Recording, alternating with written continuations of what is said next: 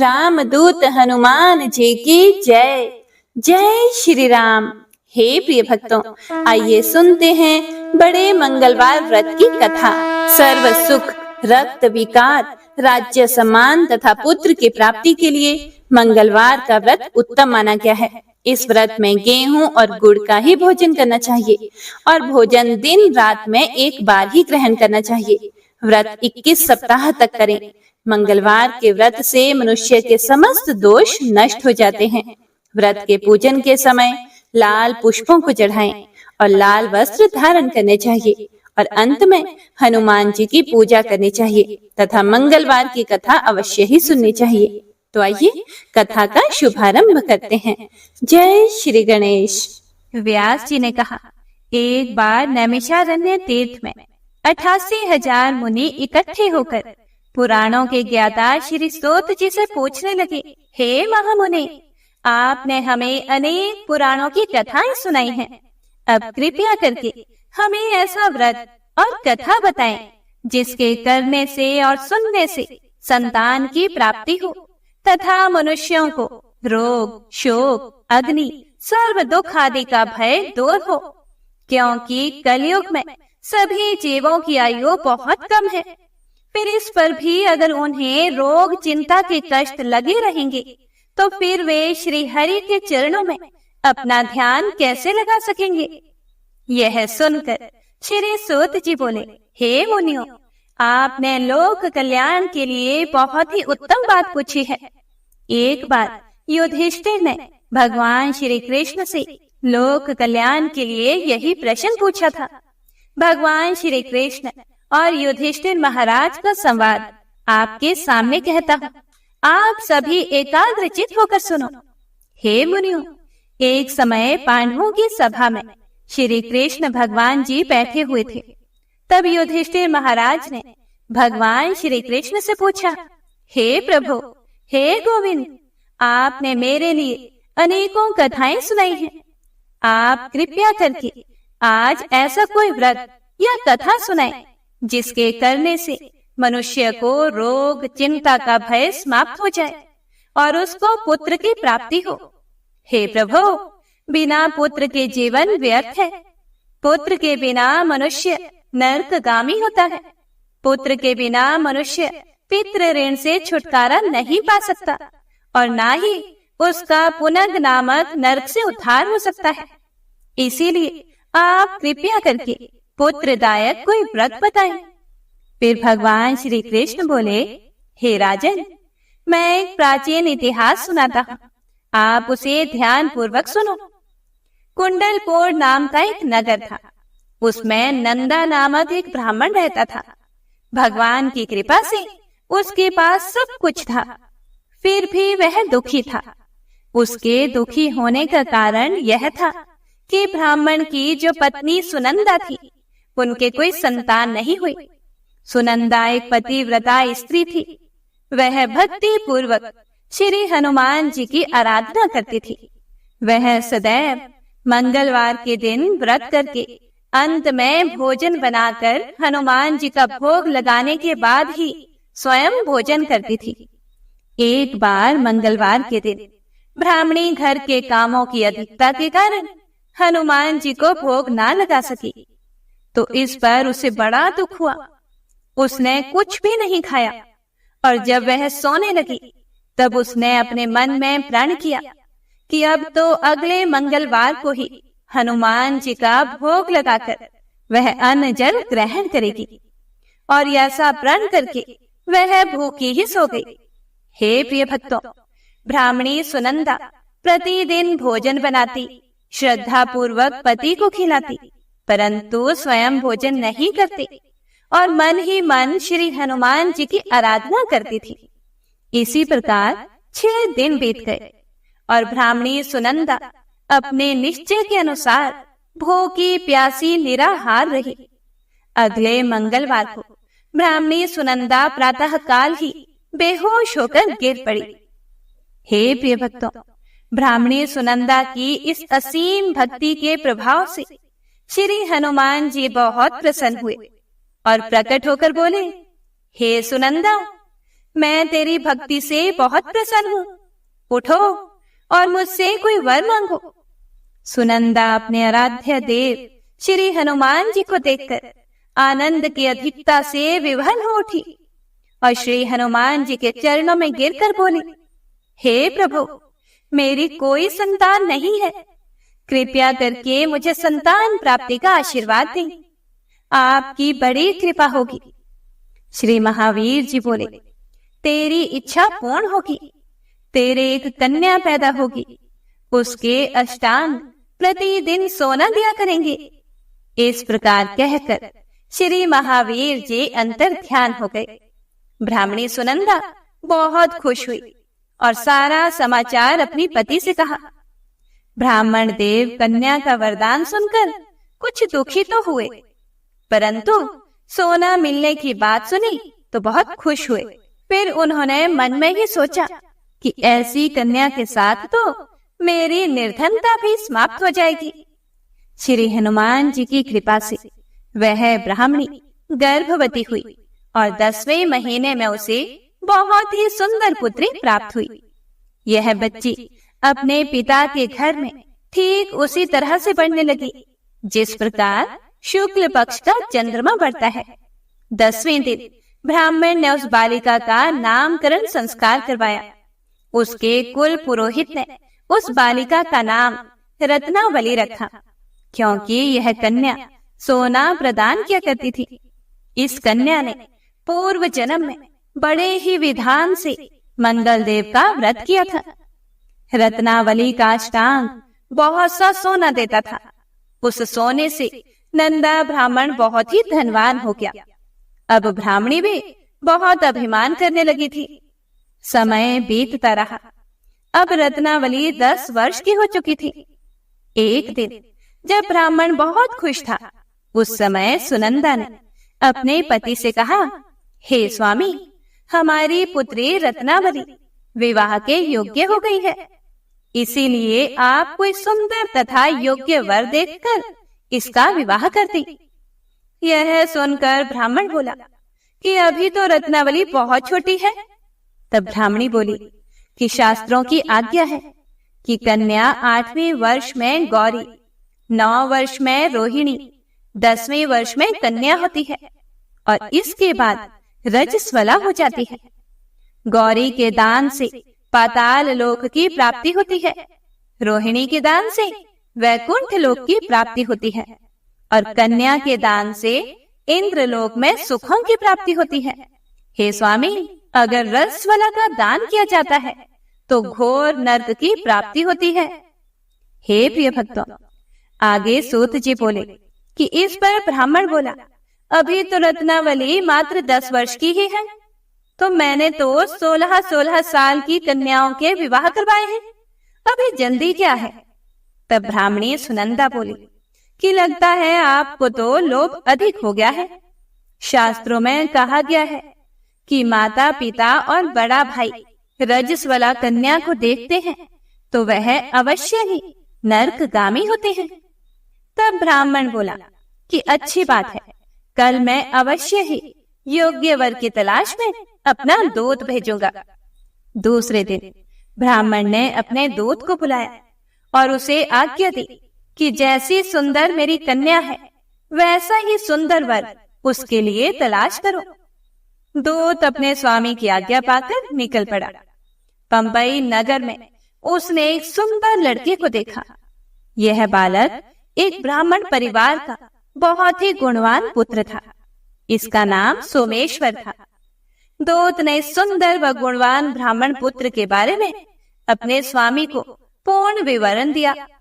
ब्राह्मण नंदा को भी सोमेश्वर अच्छा लगा और फिर शुभ मुहूर्त में विधि पूर्वक कन्या दान करके ब्राह्मण ब्राह्मणी संतुष्ट हुए। हे प्रिय भक्तों, परंतु ब्राह्मण के मन में तो लोभ समाया हुआ था। उसने कन्यादान तो कर दिया था, पर वह बहुत ही दुखी था। उसने सोचा कि रत्नावली तो अब चली जाएगी और मुझे इससे जो सोना मिलता था वह अब नहीं मिलेगा। मेरे पास जो धन था कुछ तो इसके विवाह में खर्च हो गया और जो शेष बचा है वह भी कुछ दिनों के बाद समाप्त हो जाएगा। मैंने तो इसका विवाह करके बहुत बड़ी भूल कर दी है। अब कोई ऐसा उपाय हो कि रत्नावली मेरे घर में ही बनी रहे, अपने ससुराल ना जाए। लोभ रूपी राक्षस ब्राह्मण के मस्तिष्क पर छाता जा रहा था। रात भर अपनी शैया पर बेचैनी से करवटें बदलते बदलते उसने एक बहुत ही क्रूर निर्णय लिया। हे प्रिय भक्तों, उसने सोचा कि जब रत्नावली को लेकर उसका पति सोमेश्वर अपने घर के लिए जाएगा तो वह रास्ते में छिपकर सोमेश्वर का वध कर देगा और अपनी लड़की को अपने घर ले आएगा, जिससे नियमित रूप से उसे सोना भी मिलता रहेगा और समाज का कोई मनुष्य उसे दोष भी नहीं दे सकेगा। प्रातः काल जब हुआ तो नंदा और सुनंदा ने अपने जमाई तथा लड़की को बहुत सारा धन देकर विदा किया। सोमेश्वर अपनी पत्नी रत्नावली को लेकर ससुराल से अपने घर की तरफ चल दिया। सूत जी बोले, हे मुनियों, ब्राह्मण नंदा महालोभ के वशीभूत होकर अपनी मति खो चुका था। पाप पुण्य का उसको कोई भी विचार नहीं रहा।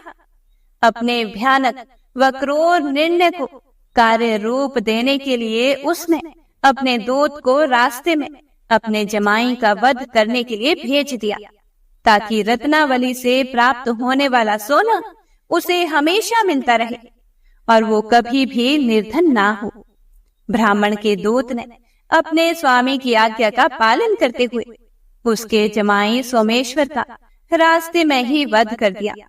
समाचार प्राप्त करके ब्राह्मण नंदा रास्ते में पहुंचा और रोती हुई अपनी पुत्री रत्नावली से बोला, हे पुत्री, रास्ते में लुटेरों ने तेरे पति का वध कर दिया है।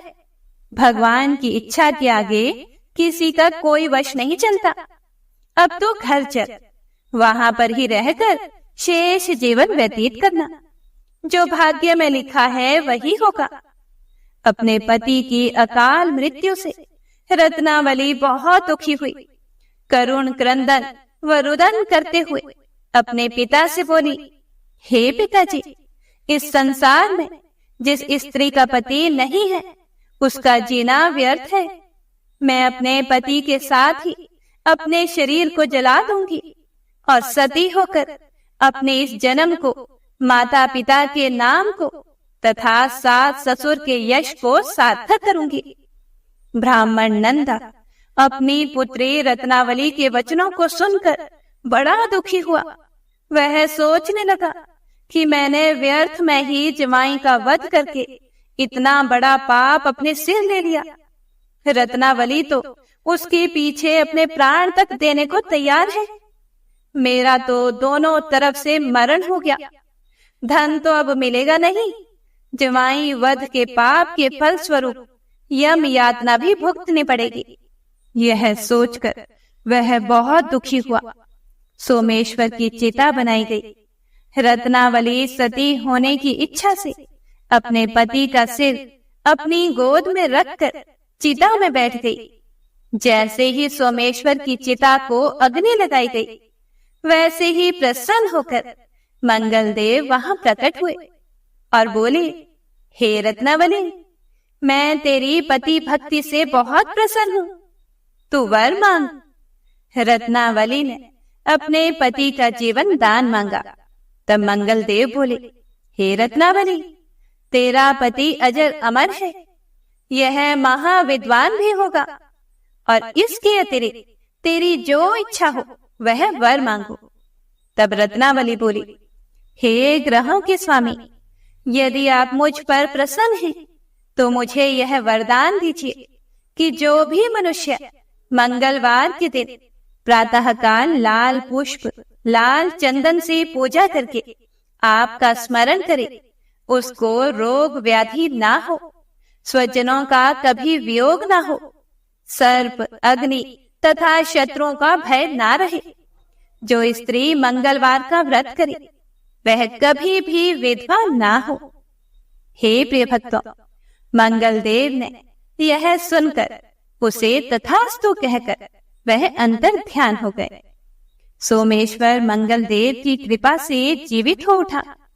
रत्नावली अपने पति को फिर से पाकर बहुत प्रसन्न हुई और मंगल देव का व्रत प्रत्येक मंगलवार को करके व्रतराज और मंगल देव की कृपा से इस लोक में सुख ऐश्वर्य को भोगते हुए अंत में अपने पति के साथ स्वर्ग लोक को गई। हे प्रिय भक्तों, व्यास जी मुनियों से बोले कि इस प्रकार जो भी स्त्री पुरुष विधिवत मंगलवार का व्रत करके व्रत कथा सुनते हैं, हनुमान जी उनके सभी कष्ट दूर करके घर में धन संपत्ति का भंडार भर देते हैं। शरीर के सभी रक्त विकार के रोग भी नष्ट हो जाते हैं। तो सभी प्रेम से बोलिए मंगल देव भगवान की जय। जय श्री राम। हरे कृष्णा। हे प्रिय भक्तों, आइए अब श्री राम नाम की महिमा का रसपान करते हैं। लंकापति रावण के वध के बाद जब अयोध्यापति प्रभु श्री राम की कीर्ति दूर दूर तक फैल रही थी और वह मर्यादा पुरुषोत्तम कहलाने लगे थे, तब एक दिन महादेव शिव की इच्छा भी मर्यादा पुरुषोत्तम श्री राम से मिलने की हुई। पार्वती जी को अपने साथ लेकर महादेव जी कैलाश पर्वत से उतरकर अयोध्या नगरी के रास्ते पर चल पड़े। भगवान शिव और माता पार्वती को अयोध्या आया देखकर श्री सीताराम जी बहुत खुश हुए। माता जानकी ने उनका उचित आदर सत्कार किया और स्वयं भोजन बनाने के लिए रसोई में चली गई। इसी बीच भगवान शिव ने श्री राम जी से पूछा कि आपके सेवक हनुमान जी दिखाई नहीं पड़ रहे। फिर श्री राम जी बोले कि वे बगीचे में हैं। शिव जी ने श्री राम जी से बगीचे में जाने की अनुमति मांगी और पार्वती जी का हाथ थामकर वे बगीचे में आ गए। बगीचे की खूबसूरती देखकर उनका मन मोहित हो गया।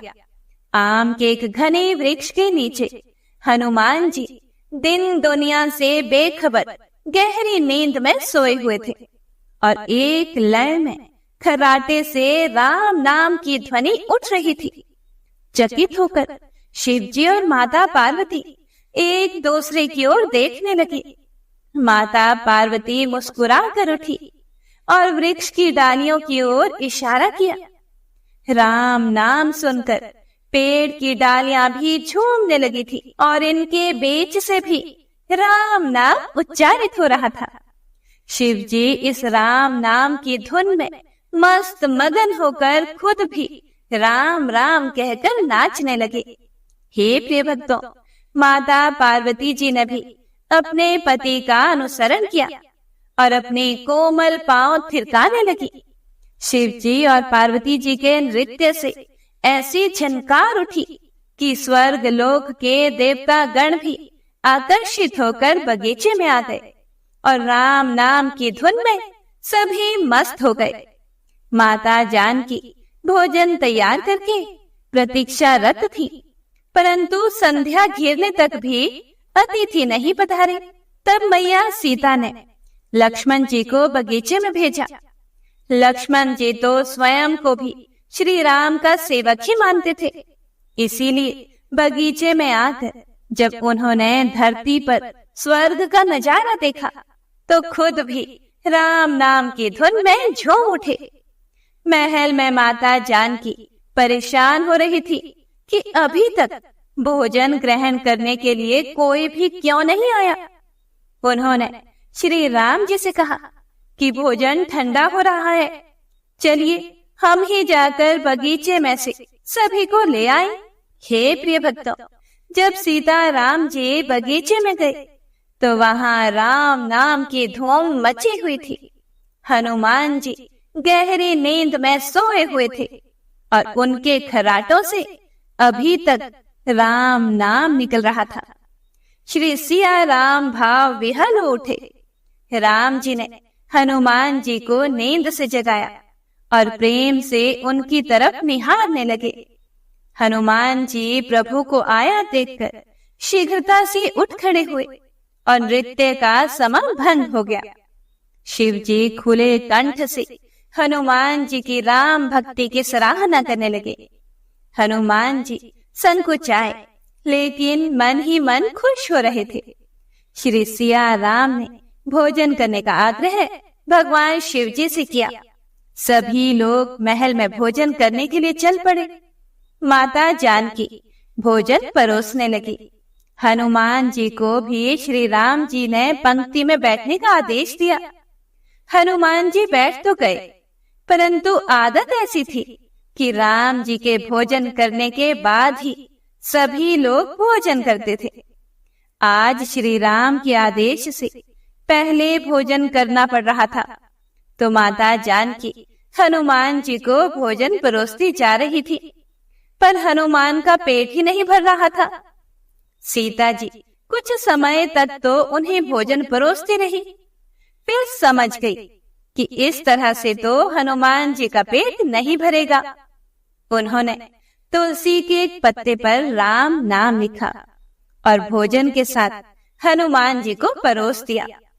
तुलसी पत्र खाते ही हनुमान जी को संतुष्टि मिली और वह भोजन खाकर उठ खड़े हुए।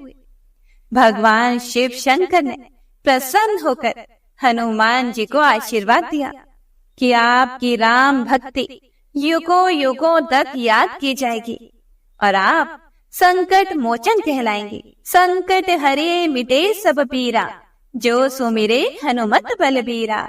जय श्री राम। हे प्रिय भक्तों, आइए अब श्री राम नाम की महिमा की दूसरी कथा का रसपान करते हैं। महादेव जी को एक बार बिना कारण के किसी को प्रणाम करते देखकर पार्वती जी ने पूछा कि हे प्रभु, आप किसको प्रणाम करते रहते हैं? शिव जी पार्वती जी से कहते हैं कि हे देवी, जो भी मनुष्य एक बार राम कहता है उसे मैं 3 बार प्रणाम करता हूँ। पार्वती जी ने एक बार शिव जी से पूछा कि आप शमशान में क्यों जाते हैं और ये चिता की भस्म शरीर पे क्यों लगाते हैं? उसी समय शिव जी पार्वती जी को शमशान में ले गए। वहां एक शव अंतिम संस्कार के लिए लाया गया। लोग राम नाम सत्य है ऐसा कहते हुए शव को ला रहे थे। शिव जी ने कहा कि देखो पार्वती, इस शमशान की ओर जब लोग आते हैं तो राम नाम का स्मरण करते हुए आते हैं और इस शव के निमित्त से कई लोगों के मुख से मेरा अति प्रिय दिव्य राम नाम निकलता है। उसी को सुनने के लिए मैं शमशान में आता हूँ और इतने लोगों के मुख से राम नाम का जप करवाने में निमित्त बनने वाले इस शव का मैं सम्मान करता हूँ, उसे प्रणाम करता हूँ और अग्नि में जलने के बाद उसकी भस्म को अपने शरीर पर लगा लेता हूँ। राम नाम बुलवाने वाले के प्रति मुझे अगाध प्रेम रहता है। हे प्रिय भक्तों, एक बार शिव जी भगवान कैलाश पर पहुँचे और पार्वती जी से भोजन मांगा। पार्वती जी विष्णु सहस्त्र नाम का पाठ कर रही थी। पार्वती जी ने कहा कि अभी पाठ पूरा नहीं हुआ, कृपया थोड़ी देर प्रतीक्षा कीजिए। शिव जी भगवान ने कहा कि इसमें तो समय और श्रम दोनों लगेंगे। संत लोग जिस तरह से सहस्त्र नाम को छोटा कर लेते हैं और नित्य जपते हैं, वैसा उपाय कर लो। पार्वती जी ने पूछा कि वो उपाय कैसे करते हैं, मैं सुनना चाहती हूँ। शिव जी भगवान बोले, केवल एक बार राम कह लो, तुम्हें सहस्त्र नाम भगवान के 1000 नाम लेने का फल मिल जाएगा। एक राम नाम 1000 दिव्य नामों के समान है। पार्वती जी ने फिर वैसा ही किया। श्री राम राम रामेति रमे रामे मनोरमे सहस्त्र नाम ततुल्यम राम नाम वरानने। यह राम नाम सभी आपदाओं को हरने वाला, सभी संपदाओं को देने वाला दाता है। सारे संसार को विश्राम शांति प्रदान करने वाला है। इसीलिए मैं इसे बार बार प्रणाम करता हूँ। हे प्रिय भक्तों, भव सागर की सभी समस्याओं और दुख के बीजों को भूंज के रख देने वाला, अर्थात समूल नष्ट कर देने वाला, सुख संपत्तियों को अर्जित करने वाला, यम दूतों को भगाने वाला केवल राम नाम का जप है। इसीलिए प्रयास पूर्वक स्वयं भी राम नाम जपते रहना चाहिए और दूसरों को भी प्रेरित करके राम नाम जपवाना चाहिए। इससे अपना और दूसरों का तुरंत ही कल्याण हो जाता है। यही सबसे सुलभ और अचूक उपाय है। इसीलिए हमारे देश में प्रणाम राम राम कहकर किया जाता है। तो सभी प्रेम से बोलिए जय श्री राम। हरे कृष्णा। हे प्रिय भक्तों, सूत जी बोले कि हे मुनियों, एक अन्य कथा के अनुसार एक नगर में एक वृद्धा निवास करती थी। उसके मंगलिया नाम का एक पुत्र था। वृद्धा की हनुमान जी पर गहरी आस्था थी। वह प्रत्येक मंगलवार को नियम पूर्वक व्रत रखकर हनुमान जी की आराधना करती थी। उस दिन वह ना तो घर को लीपती थी और ना ही मिट्टी खोदती थी। वृद्धा को व्रत करते हुए अनेक दिन बीत गए। एक बार हनुमान जी ने उसकी श्रद्धा की परीक्षा लेने की सोची। हनुमान जी साधु का वेश धारण करके वहां गए और पुकारने लगे, है कोई हनुमान भक्त जो हमारी इच्छा पूर्ण करे? साधु की पुकार को सुनकर वृद्धा बाहर आई और बोली, आज्ञा कीजिए महाराज। साधु वेशधारी हनुमान जी बोले कि मैं भूखा हूँ, भोजन करूंगा, तुम थोड़ी सी जमीन को लीप दो। वृद्धा दुविधा में पड़ गई, क्योंकि वह तो मंगलवार को जमीन को लीपती नहीं थी। इसीलिए अंततः हाथ जोड़कर वह बोली, हे महाराज, लीपने और मिट्टी खोदने के अतिरिक्त आप कोई दूसरी आज्ञा दें, मैं अवश्य ही उसे पूरा करूंगी। साधु ने 3 बार प्रतिज्ञा कराने के बाद कहा कि तू अपने बेटे को बुला, मैं उसकी पीठ पर आग जलाकर भोजन बनाऊंगा। वृद्धा के पैरों तले धरती खिसक गई, परंतु वह प्रतिज्ञाबद्ध थी।